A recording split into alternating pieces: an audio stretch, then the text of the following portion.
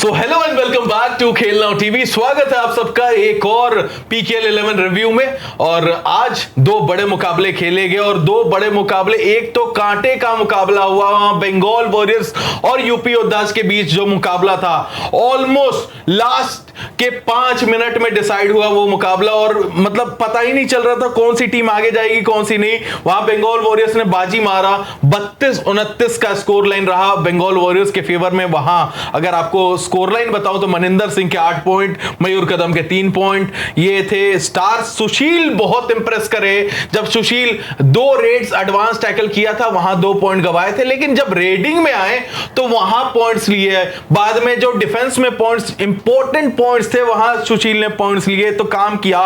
नितिन दनकर ने भी 7 पॉइंट लिया इस मैच में और फजल अतराचली कप्तान साहब ने 3 पॉइंट लिया। नीतीश कुमार का खाता भी नहीं खुला आज। और दूसरी तरफ यूपी की बात करें, नहीं चले सुरेंद्र गिल, नहीं चले वहां पे आशु सिंह, ना चले महेंद्र सिंह। महेंद्र सिंह के नाम, हालांकि एक बढ़िया टैकल किया था उन्होंने महेंद्र सिंह को, लेकिन कुल मिलाकर 2 ही पॉइंट रहे।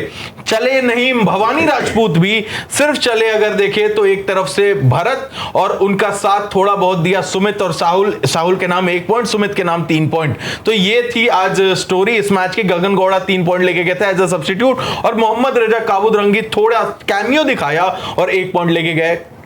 पिछले मैच में भी उनकी यही कहानी थी। लेकिन हम सीधे चलते हैं अब मोहित भाई, जिस तरीके का मैच हमने देखा, इससे क्लोज मैच अब तक इस सीजन नहीं हुआ था, क्योंकि टीम जीती भी सिर्फ 3 पॉइंट से और आखिरी 2 मिनट तक भी पता नहीं चल रहा था, कुछ भी हो सकता था। बिल्कुल आतिफ भाई, और मैंने पहले ही कहा था, प्रेडिक्शन की थी कि बंगाल वॉरियर्स जीतेगी क्योंकि घायल से ज्यादा खतरनाक होता है। और आज बंगाल की बात करूं तो माइटी मनेंदर, मयूर, या मैं बात करूं फजल की, नितिन की, सुशील की, नितिन ने सारा पासा पलटा है कि वो मूवमेंट था नितिन का जब वहां से वो ऑल आउट किया यूपी योद्धास को। और पीछे मैं मानूंगा 32 या 33 मिनट किसी भी टीम को ऑल आउट नहीं था। कभी बंगाल की तरफ जा रहा था ऑल आउट, कभी यूपी की तरफ, लेकिन हो नहीं पाता। वो काम करके दिखाया बंगाल के रेडर्स नितिन ने। वहां से पासा बिल्कुल पलट गया और उस लीड को कम नहीं होने दिया। फजल के बिल्कुल टाइम टू टाइम टैकल आए थे और वो टाइम के टाइम टैकल करके इस टीम को जीत दिलाई है। अगर बात करूं यूपी योद्धा की, सुरेंद्र गिल, जैसा हम बोल रहे हैं, सुरेंद्र गिल लड़का है चिल, लेकिन चल नहीं पाया।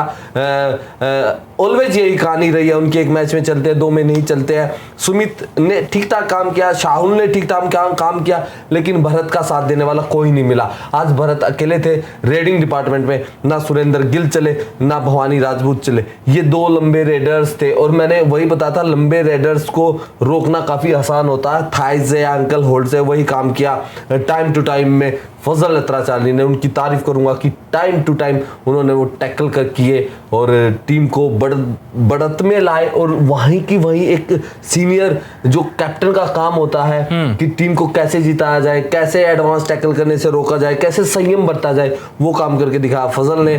लेकिन माइटी मनिंदर और मयूर ने गलतियां की थी, लेकिन बाद में वो सुधार ली। बिल्कुल परफेक्ट काम किया बंगाल वॉरियर्स ने। और बहुत एक जो आउटस्टैंडिंग चीज इस मैच में रही कि फजल अतराचली एज अ कैप्टन सिर्फ मैच के 3rd लास्ट रेड में आउट हुए, वो भी नॉर्मल, ऐसा गलती, उनको पता था आप जीत गए तो उस तरीके से आउट हुए, वरना पूरे मैच में उन्होंने आउट ही नहीं हुए, ना उनकी टीम ऑल आउट हुई। तो ये दिखाता है कितने बेहतर कप्तान है और किस तरीके से गेम को समझते हैं, कब गेम को तेज करना है, कब स्लो करना है। तो यही वजह रही कि आज बंगाल जीती और वहां पे यूपी योद्धास की हार हुई, उनको पहला हार मिला इस सीजन का। अब चलते हैं आज के दूसरे मुकाबले पे। भाई ये मुकाबला था बड़ा कांटेदार और यहाँ पे बैटल जिसकी सबसे ज्यादा देखनी थी वो थे अर्जुन देशवाल और मोहम्मद रजा शादलू के बीच की बैटल सबको देखनी थी। मैच शुरू हुआ Haryana stealers Jaipur pink panthers के बीच में।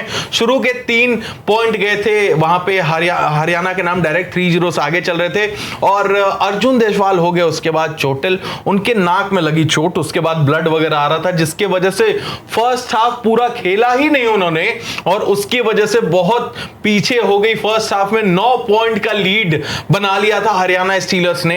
और मैच की स्टोरी यही रही कि एज अ थर्ड रेडर जो खेल रहे थे वहां मैच में श्रीकांत यादव कंप्लीट फ्लॉप थे, उनका परफॉर्मेंस कंप्लीट फ्लॉप था और वो आए थे विकास कंडोला की जगह, लेकिन ना विकास चले थे ना अब श्रीकांत यादव चले हैं, बीच में नीरज नरवाल भी आए। तो ये तीन जो खिलाड़ियों को एज अ थर्ड रेडर खिलाने की सोचा था जयपुर ने ऑक्शन में, वो अब तक तो फेल रहा है।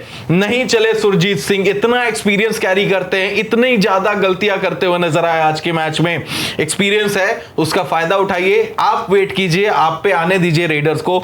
तो वो भी नहीं चले, रेजा मीर वगैरह ने कोशिश किया, रेडिंग में 2 पॉइंट लेके आए, अर्जुन बाद में सेकेंड हाफ में आए, 3 ही पॉइंट ले पाए, ज्यादा देर मैट पे रहे भी नहीं। लकी शर्मा 2 पॉइंट, अंकुश राठी, सोल बढ़िया परफॉर्मेंस, मतलब एकलौते ऐसे खिलाड़ी जिन्होंने परफॉर्म किया हो, 4 टैकल पॉइंट उनके नाम। अभिजीत मलिक ने भी निराश किया, जब टीम की जिम्मेदारी उनके कंधों पर थी तो उन्होंने पॉइंट नहीं लाए। और उसके बाद नीरज नरवाल 3 पॉइंट हालांकि लेके गए, लेकिन उनको भी अब अगले मैच में शायद नीरज नरवाल थर्ड रेडर खेलेंगे। वहीं हरियाणा की बात करें तो हरियाणा की तरफ से नवीन छाए 6 पॉइंट उन्होंने भी लिया। मणिकंदन दोनों जो खेल रहे हैं बार बार कवर्स पे, दोनों सब्स्टिट्यूट पिछले मैच की तरह हुए और बाहर गए। फिलहाल विनय ने सुपर 10 पूरा किया अपना, Shivam Patare 4 point, Rahul Setpal 3 point, Mohammad Raza Shadulu 2 point और 2 point Sanjay as a substitute. तो कंप्लीट आपको टीम एफर्ट दिखेगा 4-5 खिलाड़ियों की तरफ से।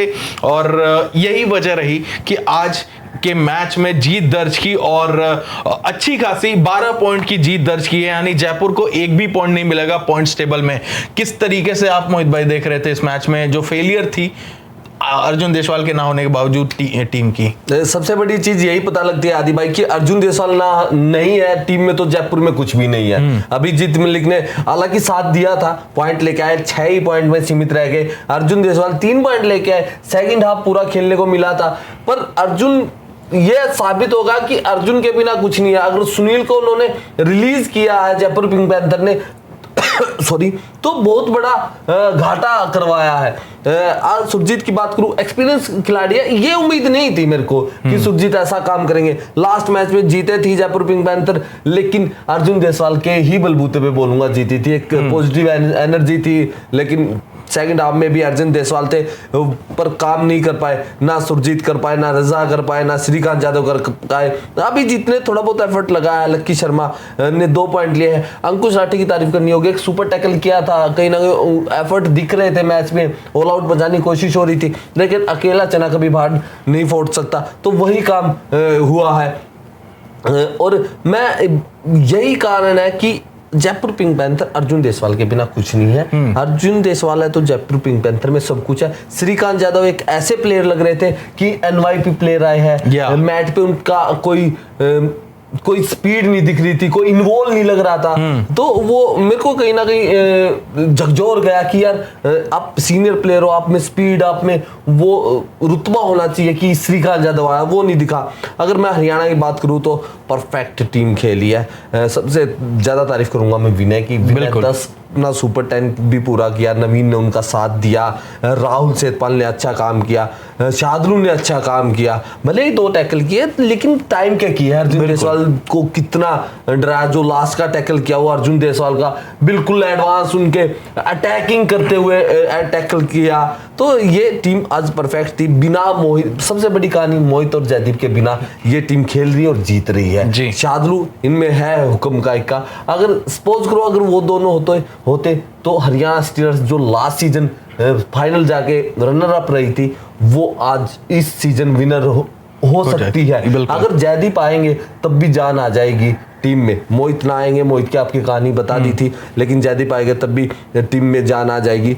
इस टीम में मिश्रण है एक्सपीरियंस का और यंग प्लेयर का। अगर जयपुर पिंक पैंथर की बात करूं तो एक्सपीरियंस ज्यादा भरा पड़ा है, यंग प्लेयर बहुत कम दिखने को नजर आए। बिल्कुल यंग प्लेयर कम है, उनका परफॉर्मेंस अच्छा नहीं रहा। जो कोर रही थी अब तक पिछले सीजन की हरियाणा की वही परफॉर्म कर रही है, उन्हीं से उम्मीदें भी थी उनको और परफॉर्मेंस दिखा रहे हैं। मनप्रीत कोच साहब बहुत एनिमेटेड और खुश नजर आए इस मैच में, उनका परफॉर्मेंस गया अच्छी तरीके से रहा जिस तरीके से उम्मीद कर रहे थे फिलहाल। और आज के मैच के लिए दोस्तों इतना ही, आपको हम मिलते हैं अगले वीडियो में। Thank you so much for tuning in, thank you so much, हम आपको मिलते हैं नेक्स्ट वीडियो।